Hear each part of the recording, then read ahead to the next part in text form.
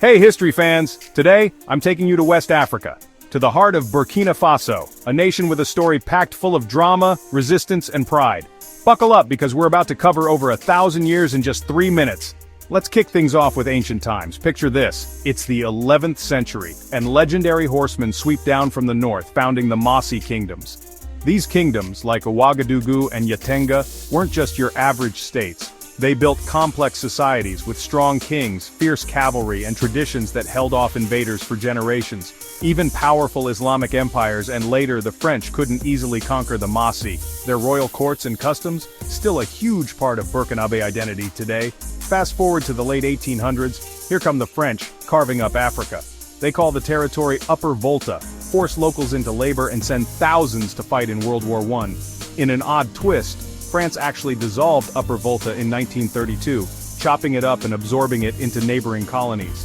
But Burkinabe leaders pushed back, and by 1947 Upper Volta was back on the map, a sign of rising African nationalism. 1960 rolls around, independence at last. Maurice Yameogo is the first president, but if you know Burkina Faso, you know the name Thomas Sankara. In 1983, Sankara, a dynamic young officer, takes power in a coup. He renames the country Burkina Faso, Land of Upright People.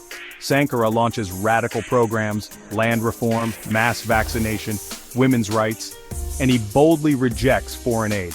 But his revolution is cut short in 1987 when he's overthrown and assassinated by his own former friend Blaise Compaoré.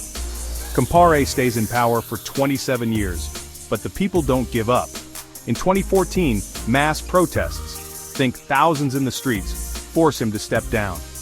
Since then, it's been a bumpy ride, with more coups and ongoing struggles against terrorism and corruption. Through it all, ordinary Burkinabe keep demanding dignity and change. But Burkina Faso isn't just politics, it's a cultural powerhouse. The country's famous for its film festivals, music, and vibrant traditions. Even with challenges, Burkinabe artists, youth, and activists are shaping a future rooted in justice and independence, inspired by Sankara's legacy of speaking truth to power. And there you have it, the story of Burkina Faso, from ancient warriors to modern revolutionaries, all in 3 minutes. If you enjoyed this whirlwind tour, hit like, subscribe, and ring that bell for more bite-sized history. Thanks for tagging along, and as always, stay curious.